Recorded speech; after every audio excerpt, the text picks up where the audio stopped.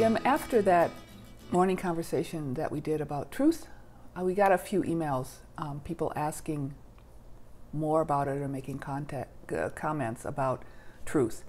And this one person, Kim, emailed and said, kind of from a rational mind place, but saying there's so much going on, how do I find what's true? Or is all of that just a distraction?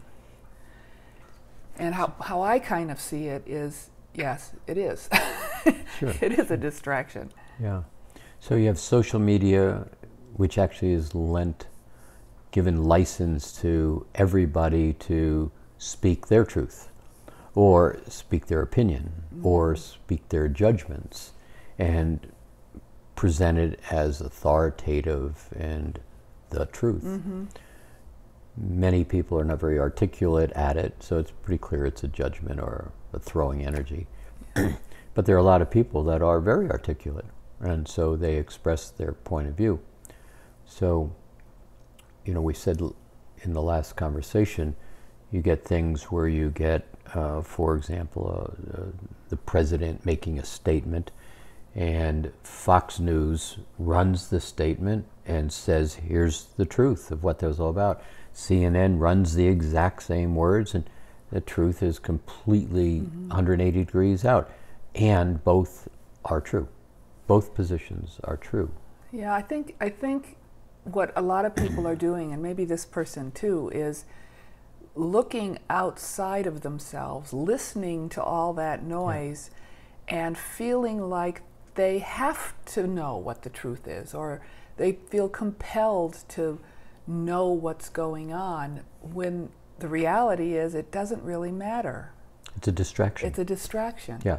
So most everything around you is distraction. And we've gotten emails from people, because I've said virtually 90+% of what's going on in your proximity has absolutely nothing to do with you.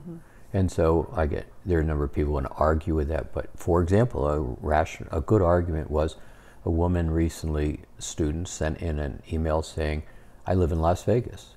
I live a few blocks from where all this shooting was happening. I have all of this mass hysteria in my space. And how could you possibly say I should ignore that, or it has nothing to do with me? Yeah. Well, so I'm not taking this position in pure terms, but if you had your television off and you were sitting in your house and you basically didn't go out of your house, you have no idea that even happened. And so magnify that a little bit further. You have no idea hurricanes are happening in another part of the world. You have no idea wars are happening in another part of the world. So if they had a lot to do with you, they would be showing up kind of in your face. But in real terms, they're not. Now, I'm not being callous or silly by saying, don't be interested, pay attention, notice. But really the issue here is, to everybody who's on a spiritual path, it doesn't mean a lot to you. And I'm not even being pure in terms of my spiritual statement. It's when you can begin to manage your space, discern, this is me from the edge of my aura, and that's Shakespeare's theater to entertain me. Literally, entertain me is the right word, and choose to engage or not. Then pretty soon you start to find that you disconnect from a lot of the noise. You begin to discern differently. A few weeks ago, I took a week and I went to California to visit some friends. And so I was out of my usual pattern of social media, news, that kind of thing. And I really disengaged from it. And it was refreshing and it felt freeing. And by contrast, coming home, I went back into that old pattern and I could feel that heaviness return. Sure. So really this path, this spiritual path that Mastering Alchemy people are on, is very specifically about you. It's really, how do you want to experience yourself? And when you can begin to build that platform of words, of certain and capable, have a sense of yourself, discern, huge word, you begin to recognize that's noise and it doesn't have anything to do with me. I can be compassionate towards it, but I don't have to be empathetic or sympathetic, meaning engaged with it or feeling sorry about it, etc. So one of the really key parts of the shift of people playing in Mastering Alchemy is you start to realize that most of your 3D world going into this is going away from yourself to experience it. I've got to get their approval, their validation. I have to wear the right clothes so I fit in, etc., etc. But when you start to get into this heart space, you begin to realize that in that quietness, everything comes to you. Now it's huge because you start to craft your reality. You start to make different kinds of decisions. You begin to realize, what would I like to experience, and then do it.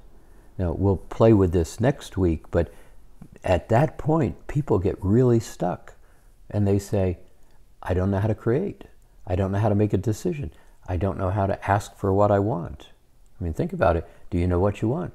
And people go, well, no, I've never thought about it. I just keep going day in and day out.